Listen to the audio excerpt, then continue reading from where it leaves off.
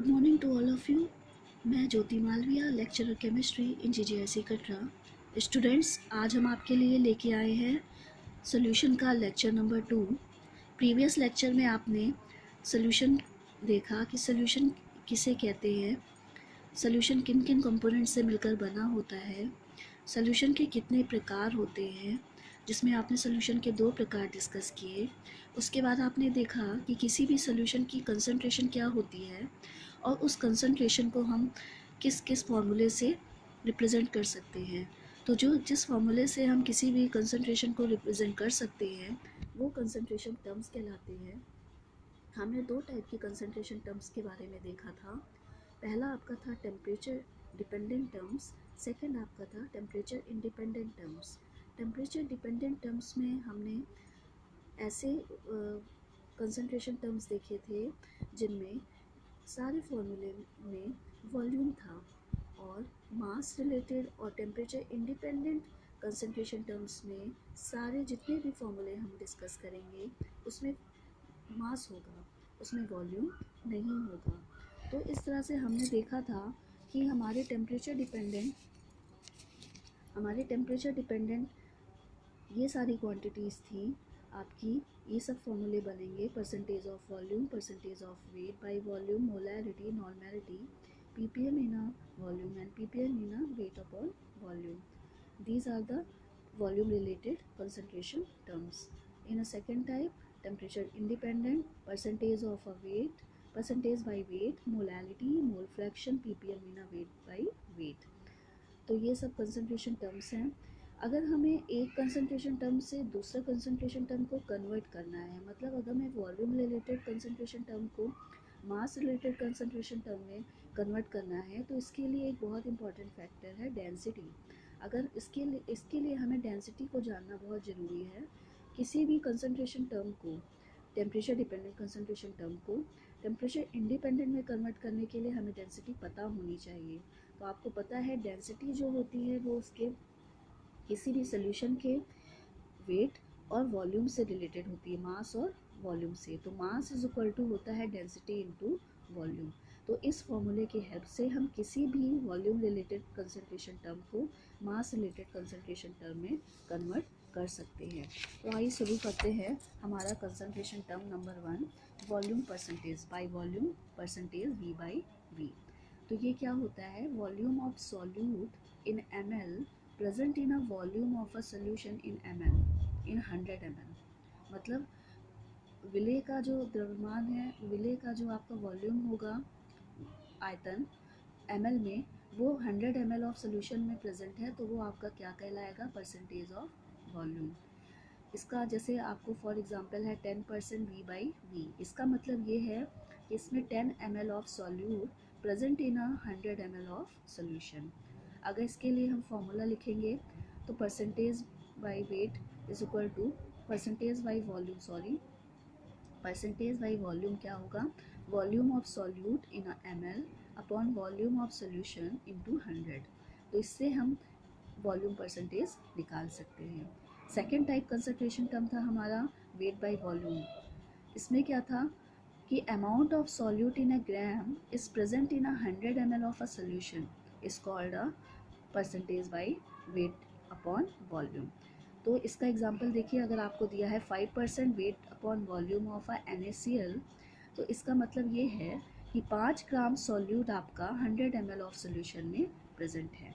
तो ये हो गया आपका percentage by weight upon volume.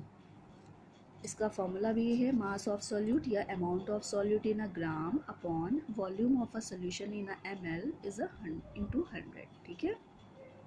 Third जो है, इसमें हम एक और फैक्टर डिस्कस करेंगे, स्ट्रेंथ। किसी भी सोल्यूशन की स्ट्रेंथ क्या होती है, इसको यहाँ डिस्कस करने की ज़रूरत इसलिए है कि इससे पहले अभी आपने देखा percentage by weight upon volume, उसमें आपने देखा कि amount of solute is present in a 100 ml of a solution.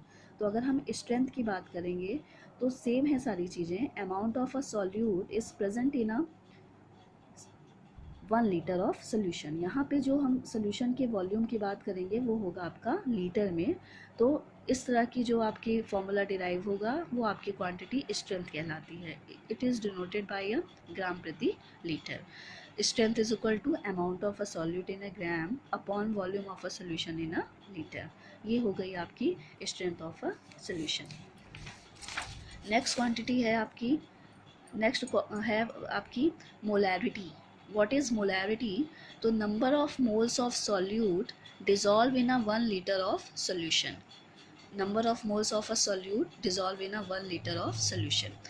तो यहाँ पे ये याद रखिएगा कि जो यूनिट आपकी पहले आती है वो हमेशा आपकी क्या होगी, न्यूमरेटर में होगी, और जो भी यूनिट आपकी बाद में आती है, सॉल्यूशन की यूनिट आपकी बाद में आ रही है, तो ये आपकी हमेशा किस में होगी, डिनोमिनेटर में होगी। ये सबके साथ है। जैसे प्रीवियस हमने अभी वॉल्यूम बाई वॉल्यूम है, तो वॉल्यूम अगर ऊपर वाला वॉल्यूम बाई वॉल्यूम, इसका मतलब हमेशा वॉल्यूम ऑफ सॉल्यूट होगा, और नीचे वाला वॉल्यूम ऑफ सॉल्यूशन। जो ऊपर वाली क्वांटिटी होगी वो हमेशा सॉल्यूट को रिप्रेजेंट करेगी, और नीचे वाली जो होगी वो सॉल्यूशन को। तो मोलैरिटी क्या हो गया, number of moles of solute dissolve in a 1 litre of solution. Molarity is represented by a capital M, and formula क्या बनेगा, moles of a solute upon 1 litre solution. Moles of solute को हम किससे represent करते हैं, आपको पता है मोल्स को हम एन से रिप्रेजेंट करते हैं। तो हियर देखिए एन इज इक्वल टू क्या होता है, वेट होता है, मास होता है of solute upon molar mass या मॉलिक्यूलर वेट। तो अगर वेट को हम W से रिप्रेजेंट कर रहे हैं, मोलर मास या मॉलिक्यूलर वेट को M नॉट से रिप्रेजेंट कर रहे हैं, तो हमारा नंबर ऑफ मोल्स क्या हो जाएगा, W अपॉन M नॉट। अगर इस N की यूनिट को हम क्या करें, अब हमने मोलैरिटी के लिए फॉर्मूला क्या डिराइव कर लिया, number of moles is represented by N small n, and 1 litre solution मतलब volume in a litre is represented by VL। तो अब हम N की क्वांटिटी जो हमें N इज इक्वल टू मिला है W बाई M नॉट, इसको हमने इस फॉर्मूले में रख दिया। तो वी गेट है capital M is equal to W upon M not into VL। ये क्या है, वॉल्यूम आपका लीटर में है। बाय द वे अगर आपको वॉल्यूम लीटर में ना दे के आपको मिली लीटर में दे दिया जाए, तो उसके लिए फॉर्मूला क्या है, आपका ऊपर जो होगा वो 1000 से, न्यूमरेटर में आपका 1000 से क्या हो जाएगा, मल्टीप्लाई हो जाएगा, और वॉल्यूम जहाँ लीटर में था वो किस में कन्वर्ट हो जाएगा, मिली लीटर में। आपको पता है मिली लीटर को लीटर में कन्वर्ट करने के लिए हम 1000 से डिवाइड करेंगे, तो ये डिवाइड जो होगा ये आपका ऊपर चला जाएगा। तो इसलिए ये फॉर्मूला जनरल फॉर्मूला हो गया मोलैरिटी के लिए, ठीक है। अब मोलैरिटी अगर आपको इस तरह की किसी सोल्यूशन की दी है, M दी है, तो इसका मतलब क्या है, वो मोलर सोल्यूशन है, तो उसकी कंपोजिशन क्या होगी, 1 मोल पर लीटर, मतलब 1 मोल आपका सॉल्यूट डिसॉल्व है 1 लीटर सोल्यूशन में। M/10 दिया है तो उसका मतलब होता है डेसी मोलर सोल्यूशन, तो इसका मतलब है 1/10 मोल जो है वो 1 लीटर सोल्यूशन में डिसॉल्व है। M/100 को सेंटी मोलर बोलते हैं, M/2 को सेमी मोलर। 2m अगर दिया है कहीं पे तो उसका मतलब है ये बाईमोलर सोल्यूशन है, तो इसके लिए हम इसकी कंपोजिशन को लिख सकते हैं कि 2 मोल प्रेजेंट है 1 लीटर सोल्यूशन में। तो ये आपका हो गया मोलैरिटी के बारे में। अब हम नेक्स्ट डिस्कस करेंगे नॉर्मेलिटी के बारे में। नॉर्मेलिटी क्या होती है, तो number of gram equivalent of a solute present in a 1 litre of solution. वहाँ पे क्या था, number of moles of solute थे, यहाँ पे क्या हो गया, number of gram equivalent of solute. तो इसके लिए क्या हो गया, नॉर्मेलिटी को हम किससे रिप्रेजेंट करते हैं, कैपिटल N से। तो ये फॉर्मूला बन गया अब आपका gram equivalent of solute is divided by 1 litre of solution. Gram equivalent को क्या किया, आपको पता है ग्राम जैसे मोल्स बराबर क्या होता है, वेट अपॉन मोलर मास, वैसे ग्राम इक्विवेलेंट होता है weight upon equivalent weight. Equivalent weight क्या होता है, इक्विवेलेंट वेट होता है मॉलिक्यूलर वेट या molar mass divided by n factor, divided by n factor.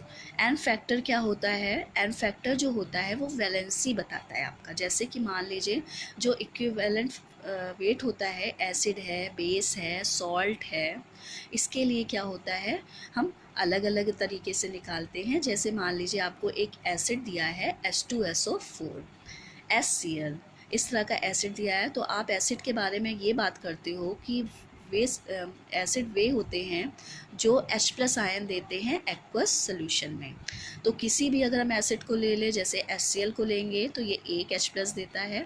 तो अगर हमें इक्विवेलेंट वेट ऑफ HCl निकालना है तो उसका हमें मोलर मास पता होना चाहिए, और उसमें हमें ये पता होना चाहिए कि कितने हाइड्रोजन वो दे सकता है। तो एक हाइड्रोजन दे सकता है तो उसका मोलर मास लिखेंगे डिवाइडेड बाई 1, तो we get a equivalent weight. अगर फॉर एग्जांपल आपको H2SO4 दिया है तो H2SO4 में कितने हाइड्रोजन देता है, वो 2 हाइड्रोजन देता है। तो वहाँ पे अगर इक्विवेलेंट वेट हमें H2SO4 का कैलकुलेट करना होगा तो सबसे पहले मोलर मास निकालेंगे और डिवाइडेड बाई 2, क्योंकि यहाँ पे हाइड्रोजन कितने दे रहा है, वो 2। इसी तरह बेस में जितने number of OH negative ions वो देता है वो उसका एन फैक्टर हो जाता है, ठीक है। एसिड में जितने नंबर ऑफ सॉल्ट में जितने नंबर ऑफ आयंस फॉर्म करता है वो आपका एन फैक्टर हो जाता है। तो इस तरह से हम किसी भी कंपाउंड का इक्विवेलेंट वेट निकाल सकते हैं, ठीक है। तो अब हम फिर से आ जाते हैं नॉर्मेलिटी पे। तो नॉर्मेलिटी बराबर हमारा हुआ gram equivalent of solute is divided by 1 litre of solution. तो ग्राम इक्विवेलेंट को रिप्रेजेंट किया है W/E। तो हमने इस फॉर्मूले में W/E रख दिया ग्राम इक्विवेलेंट की जगह, और सोल्यूशन को हमने लीटर में है तो VL से रिप्रेजेंट कर दिया। अब फिर से वही चीज़, अगर आपका सोल्यूशन क्या है, लीटर को हमें मिलीलीटर में दिया है तो इस डिवाइडेड बाई 1000, तो 1000 आपका क्या हो जाएगा, ऊपर चला जाएगा।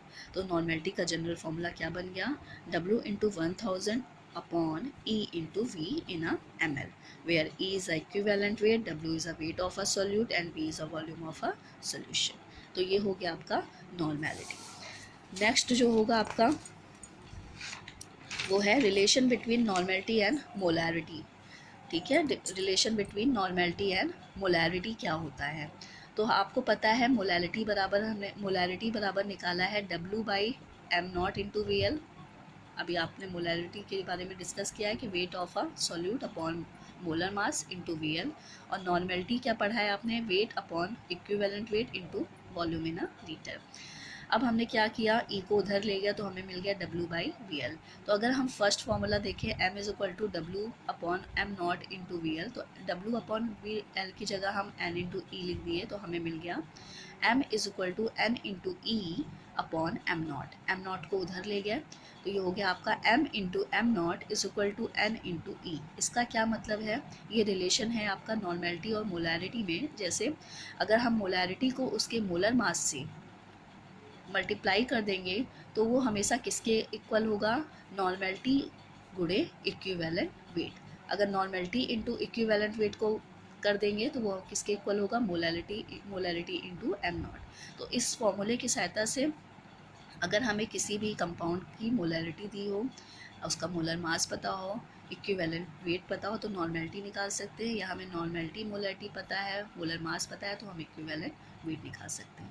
तो ये रिलेशन बहुत इंपॉर्टेंट है, इससे क्वेश्चंस पूछे जाते हैं। उसके बाद हमारी नेक्स्ट हमारी जो कंसंट्रेशन टर्म थी टेम्परेचर डिपेंडेंट में वो ppm थी। ppm मतलब volume of solute present in a 10⁻⁶ volume of solution. तो ppm बाई वॉल्यूम क्या हो गया आपका, volume of a solute upon volume of a solution in 10⁻⁶ parts पर मिलियन, ठीक है। ये हो गया आपका ppm। ये बहुत छोटी क्वांटिटी होती है, छोटे सॉल्यूशंस की कंसंट्रेशन निकालने के लिए किया जाता है, जिनकी कंसंट्रेशन जो सॉल्यूशन की कंसंट्रेशन